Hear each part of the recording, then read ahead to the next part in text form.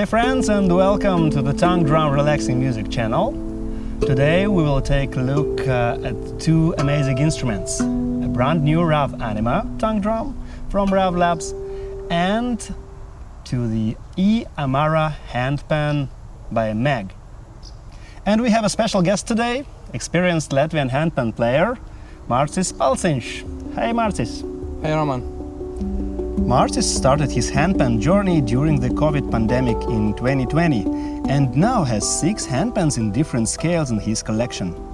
He teaches both handpan and ravvast in his hometown of Cēsis and also performs at concerts and festivals all across Latvia. Okay, first of all, let's talk about the similarities and differences between the handpan and the tongue drum. They are different instruments, but also have a lot in common.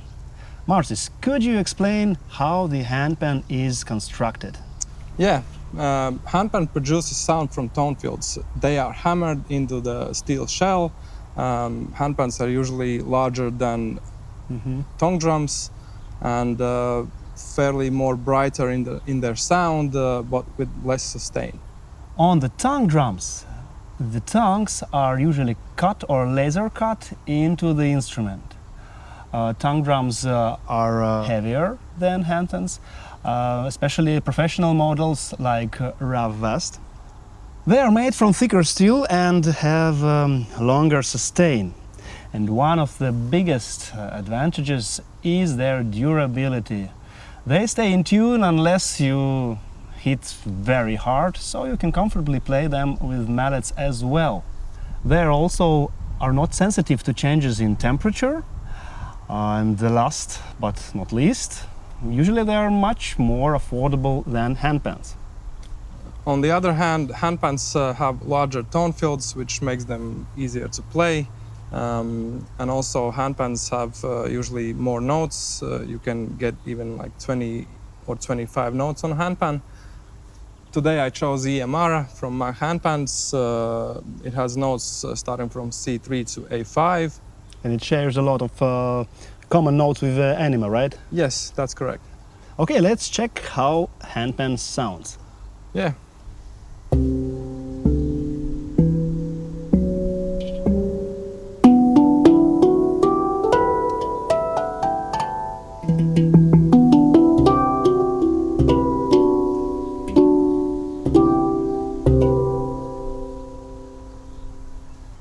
RAV Anima has 14 tongues in total, including 5 central tongues.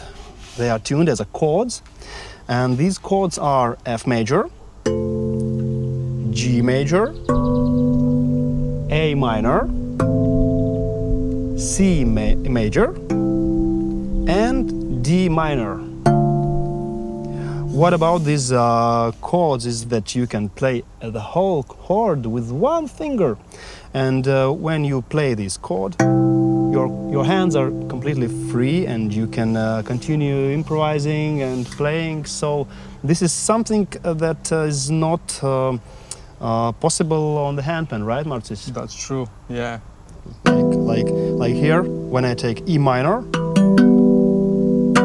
I have to strike 3 tongues at once. In this case, I cannot play melodic notes when playing a chord on a handpan. It takes a lot more skill to play a chord on handpan, yeah. By the way, yeah. But here we can play with one finger, one chord, and at the same time we can play melody.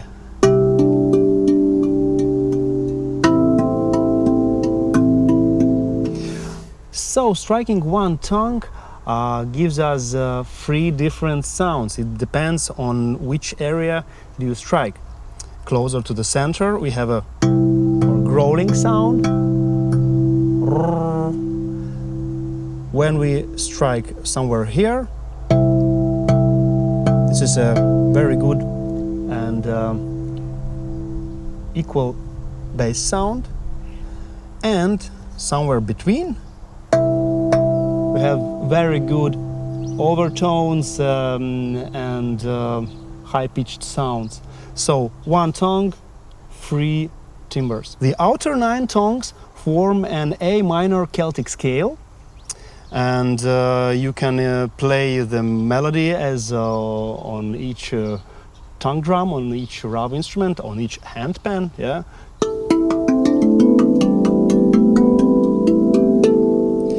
And what is good in Anima and how it differs from classical standard tongue drums? You have harmony, melody and rhythm at the same time. Here's the area, very good slap area, where you can use percussive strokes and knuckle strokes and so on. Playing at the same time melody, harmony and rhythm is a cool thing. It is. It is, Yeah. yeah. Definitely. And now for a very special moment, Marcis will try the RAV Anima for the very first time. It was hard to wait until we shot all the stuff, but here it is. Here we go. Wow. Such a beautiful instrument.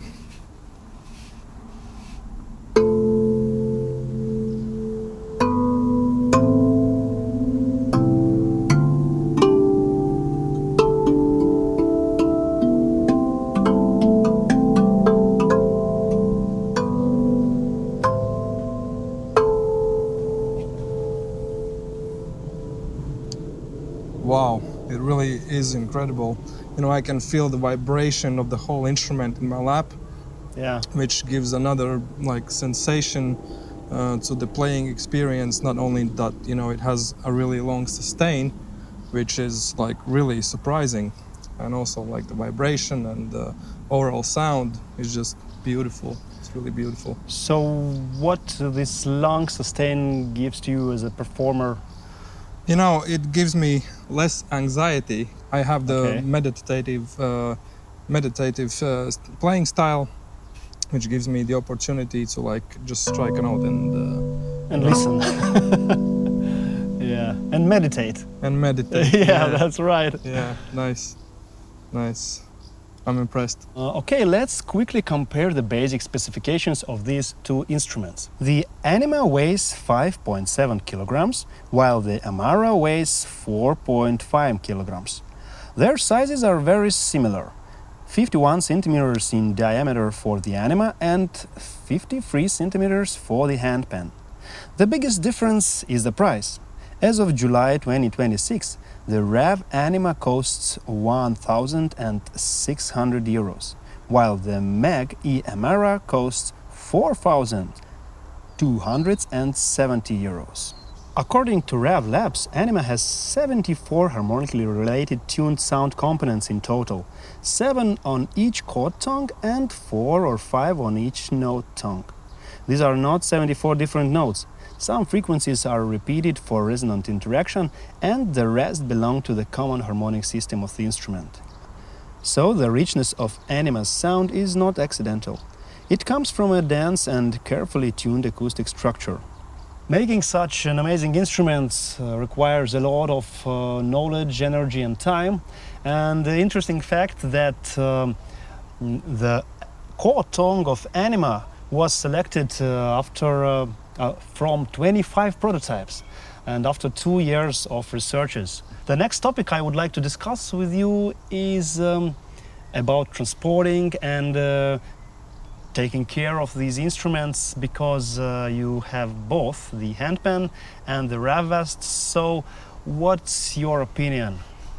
Well, from my experience, I can tell that, you know, ravvast doesn't really require that much of attention in terms of like technical care, because handpans, on the other hand, they need to be cleaned and oiled regularly.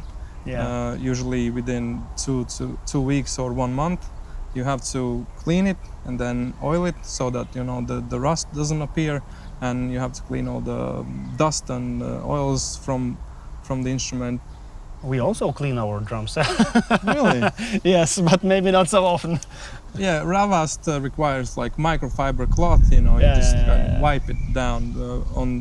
While on handpans, you have to use ethanol to clean, you know, all the dust and everything from it, and then oil it with specific oils made for handpans.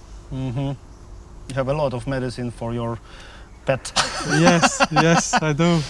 And in terms of transportation, handpans have like protective bags. You have to be really careful while carrying it. You know, if you like drop it or hit it somewhere, it's possible that it might go out of tune. Also, playing in the sun, it can detune really quickly. Therefore, that's like a huge difference between ravvast and handpans. You can play ravvast in the sun. Yes, I can. You can. Yeah. Yeah. Okay. Would you give your handpan to play to your kid? I wouldn't. Yeah. Usually when I'm playing gigs at certain like events, there are kids and they always want to kind of like give it a try. Yeah.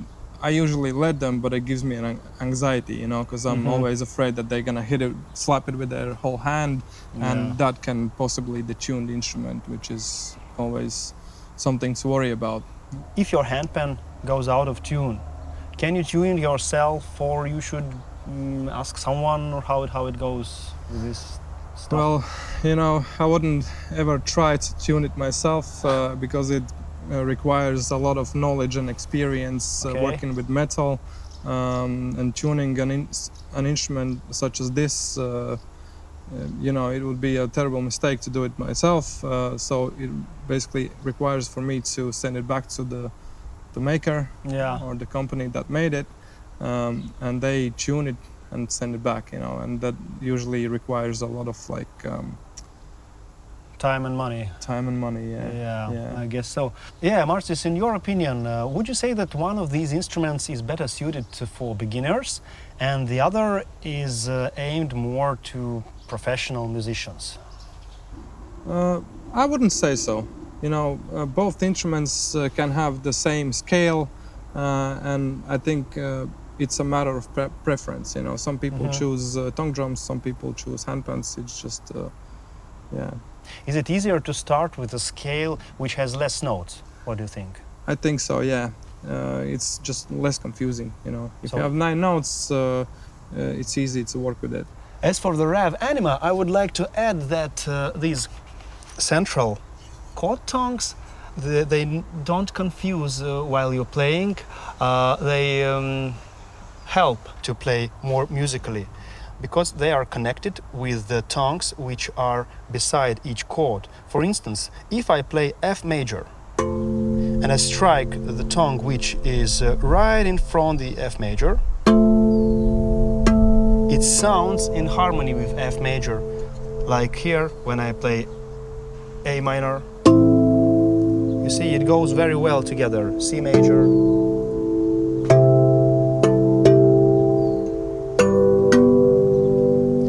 So it takes a short amount of time to start improvising freely on RAV Anima.